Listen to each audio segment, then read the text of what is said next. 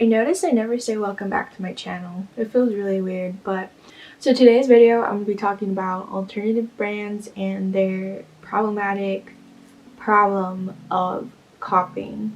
I'm going to be using the Instagram account UNIF copied for the basis of pretty much the whole entire premise of this video, and that Instagram account will be linked in the description if you want to go see what I'm talking about. But before I get started, if you're new here, hello, my name is Kyra. Don't forget to subscribe and go follow me on my socials.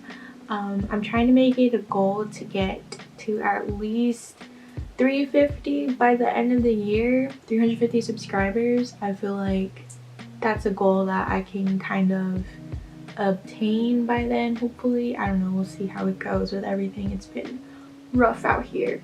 California is deciding to actually feel like fall for once, while the rest of the country is like having really nice weather, but that's besides the point. If you like the shirt that I'm wearing, it's gonna be on my Depop probably by the time this video goes up. Anyways, so let's get into it. Okay, so first of all, I know I talked about alternative fashion in UNIF. If you didn't see my other problems with UNIF video, it's gonna be, might be linked in the description. We'll see how lazy I am. But I feel like UNIF is probably one of the brands that everyone like knows, and it's a staple for like the alternative fashion community. A lot of influencers like wear it, like Saint Anthony, Digital Girl. I know iGirl wears it, but I found that it's not just UNIF that has this problem. It's a lot of alternative indie brands that have the problem of copying vintage, meaning 90s and like Y2K fashion. I think UNIF's like the easiest one to like discuss, but there are other problems besides copying that the alternative fashion brands do, I guess. Like I know Delia's Doll Skills has a lot of problems. They're discriminatory. The stuff that they sell is like really sometimes racist, with like selling Indian, Native American clothing apparel items and then having like anti-Semitic stuff. I believe that's Doll Skills. Don't quote me on that. That I'm going to be focusing primarily on UNIF and primarily on iGirl, just to get like a general basis of like what goes on in the alternative community. Fashion is something I love, obviously, and a lot of people do. I feel like the alternative fashion community is like, it's really fun because it has a lot of creative people and it really brings back the nostalgia of like Y2K, 90s, 80s, all the way back to the 60s.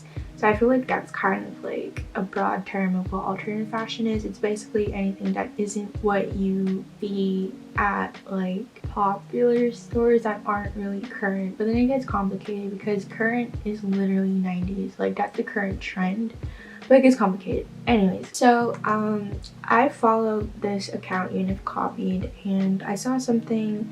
This happened probably like last month. It says October 15th on the post that UNIF copy posted. So it's a screenshot of a tweet that UNIF posted on their UNIF Twitter, and it says Biden passed a 1994 crime bill that is now cited as having led to an era of mass incarceration of Black Americans for smoking crack. This is his son with a crack pipe in his mouth. He never went to jail. Both sides are not worth voting for if you think Black Lives Matter. I'm not going to say political affiliations. I'm not going to put any of that, my own beliefs into this. I will say that putting a picture of a senator's son with a crack pipe on your clothing Twitter brand page, whatever you want to call it, who does that? I don't care what political affiliation you are. How does that make sense?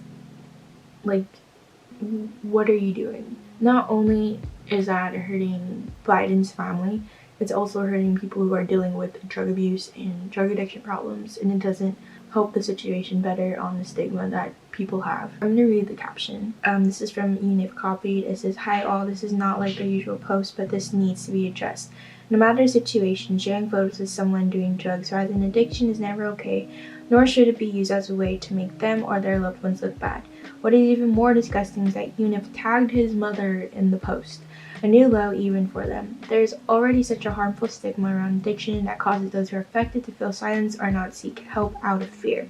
If you see anyone using addiction shaming while discussing politics, please correct them and inform them on what they truly saying. Much love to you, and please vote. The fact that UNIF is saying both sides are not worth voting for, you're telling people not to vote. I don't think it's bad for brands to get politically affiliated or to have political sides or take political issues. Like, that's fine, do whatever you want.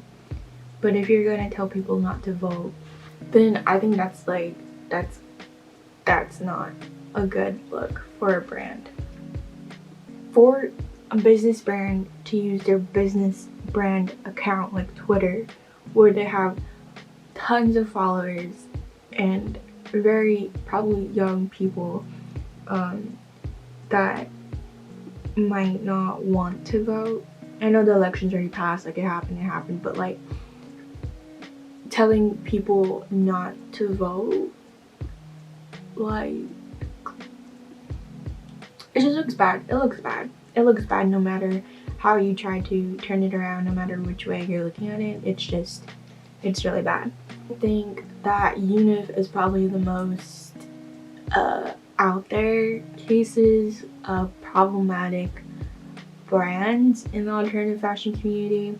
Not only does it show that they lack empathy, any sort of logical thinking of posting that tweet, but like, what did we expect from someone's a brand's designer constantly stealing other small artists, small brands, 90s, clothing?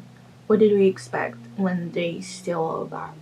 So that gets us into the next thing. But if you haven't heard about the many instances of UNIF copying and stealing designs, I'll read one post for you. So this is a shoe. So UNIF copied usually puts like in their posts the actual vintage item or clothing, and then UNIF's copied clothing item.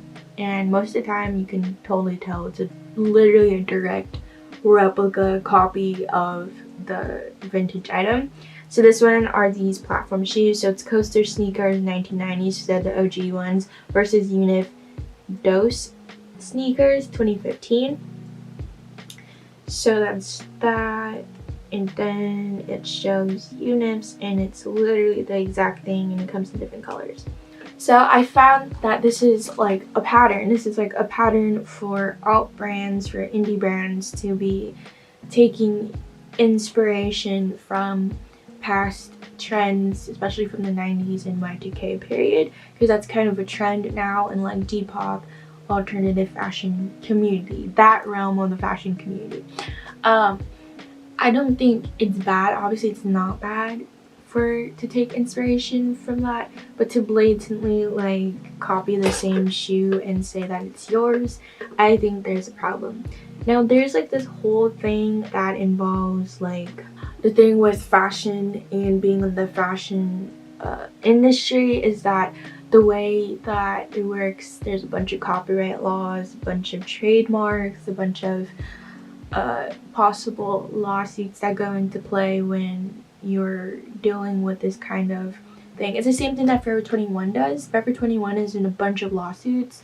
I hope they don't like fire me, but this is like a known fact. They were in a bunch of lawsuits because they had so many instances where they like copied like a design or a brand. Like I know for a while we had like a lot of stuff that looked like Brandy Melville, and like it had like the butterfly thing on it, or the butterfly like patch thing on it. And the thing is like you only have to change, I forgot what percentage it was, I learned this in class, that you only have to change like a certain percentage of it to not be like counterfeit or for it to not be copied. If you change that percentage of it, then like you should be fine. But Forever 21 had like a lot of money, and they're able to get away with like a lot of things, and they still are. Like there's a bunch of, not just Forever 21, but a bunch of other brands or companies that like sell knockoff Converse, knockoff Buffaloes. But I just wanted to focus, I went off on a tangent, focus on the alternative fashion community. So I feel like alternative brands and Depop kind of go hand in hand because a lot of people sell alternative brands on Depop. A household name in Depop is iGirl, and she's known for her like very spunky, quirky kind of Y2K style with like goth punk kind of thing. And she also has her own line. If you want to check her out, her Depop might be linked in the description. But she came out with these baby tees, which she's kind of infamous for. So UNIF made a post about this, and I remember seeing this and I knew I wanted to do a video about it. But this was all the way back in June, so like in the summer I just never like got around to it. At least I don't think I did, unless I put it in one of my videos. I'm not really sure. Sorry if I'm repeating myself. So Bella McFadden or Internet Girl, came out with these baby tees that says "I love my attitude problem." So it says right here, so you can see that the original one looks like that, and then iGirls looks like this. It's literally the same exact thing, except of course they swapped the colors and whatever, and iGirls has like a lettuce trim tee. Now I think that's something that she could probably get away with and say that it's hers, because that little thing of switching the hemline to a lettuce crop and a lettuce trim could be the way she could like get around that. But obviously the phrase and the cat look literally identical.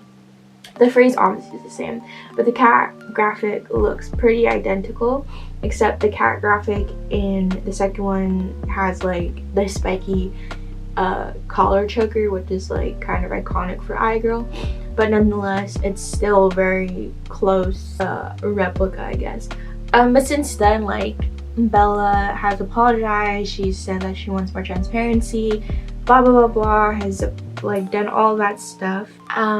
And she prides herself a lot of saying that her clothing is ethically made in Turkey, which is also another thing that the alternative fashion community doesn't escape from, is the fast fashion aspect.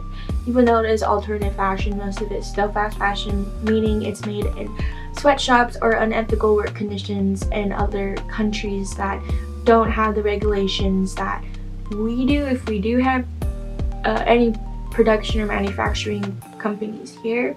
That's why a lot of times companies, brands like to outsource and manufacture in different part of the country, because it's cheaper labor, cheaper material, and you don't get a lot of lawsuits because you don't gotta follow all these regulations.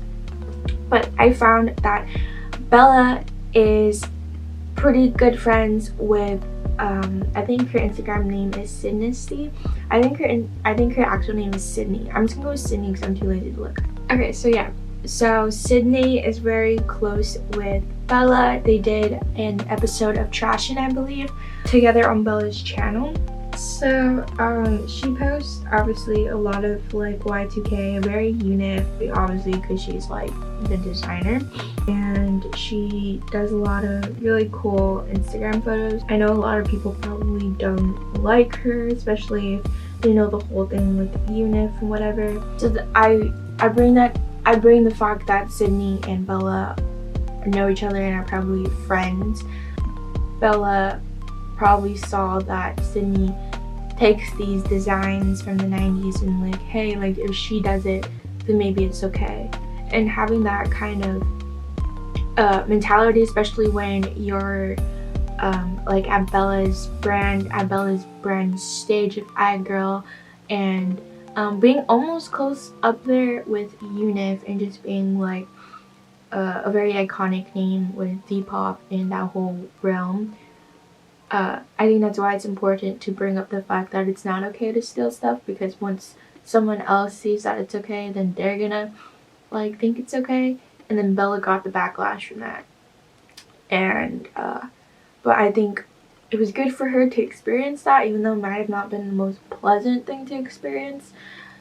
But I hope that she grew and that she learned from her mistake doing that, of copying this 90s nostalgic kind of baby tee. Besides the copying, I also found that a lot of alternative brands don't really cater to a variety of sizes. And I think that's just like kind of maybe like a general thing in the fashion industry, is that plus sizes and other alternative sizes aren't really available. Like, I think it'd be really cool to see like if there was like normalized plus sizes, normalized fitted sizes. Like, I wear a size 8, but my pants are too long on me, because normally if you're a size 8, they assume that you're taller and not 5'3". But since it's not a normalized size, then since it's not a normalized size, we just gotta go with it and do like a regular size 8 or whatever. That's the thing with Dolls Kills and Delilah's brand, is that they're very criticized for not having a more inclusive sizes. Their customer service is terrible. I know the situation very briefly, that they are extremely rude to customers, not professional at all, and just a load of other things. Overall, I think that there's a lot of issues within the alternative fashion community, but I also think that's just the fashion industry in general. But the reason why I put the alternative community aside is because most of the time they're very small compared to bigger brands like Forever 21, H&M, Zara. Those are like really big fast fashion global companies. The alternative community, like I've been saying this whole video, is mostly comprised of like smaller brands, but that are like big in the community itself. I think that's important, obviously, to have transparency between the customer and the seller. The way that things are going with the alternative community, I think that it might go in a really bad direction if these companies, these brands, don't fix their problematic behavior, because a lot of people will stop supporting them, and a lot of people will probably look elsewhere for alternative fashion, because it's really difficult to find cute and unique pieces, especially if you like the 90s and like Y2K era. But that's where Depop comes in, and all the thrift stores, and why thrifting is really fun, to find actual vintage clothing. Like, wouldn't you rather buy vintage clothing than buy like something really overpriced at UNIF? I just think it's really sad that Sydney thinks it's okay to steal from other designers from the 90s, because someone had to have designed that clothing item. Someone thought of that in their mind, and they're like, this is gonna be my clothing item. I know how it feels when someone takes credit for something that they didn't do and that you did yourself. It's the worst feeling in the world. And as artists, as creators, it's very difficult for any of us to get noticed, and for people to enjoy what we do as much as we enjoy what we do. I hope that Sydney realizes at some point that it's not okay to keep stealing designs, because I think people are really upset about it, and that it just brings a bad look to the alternative fashion community as like a whole, and just like making it seem like it's okay to like take these designs. But I think that's all I got for this video. I just did like, I actually wrote it out this time in my notebook, so I feel pretty accomplished. Angel, and follow me on my socials at Instagram at Angel Okaira. Also follow me on TikTok at Angel Okaira, and my Depop's at Kyra Music. See you next time. Bye.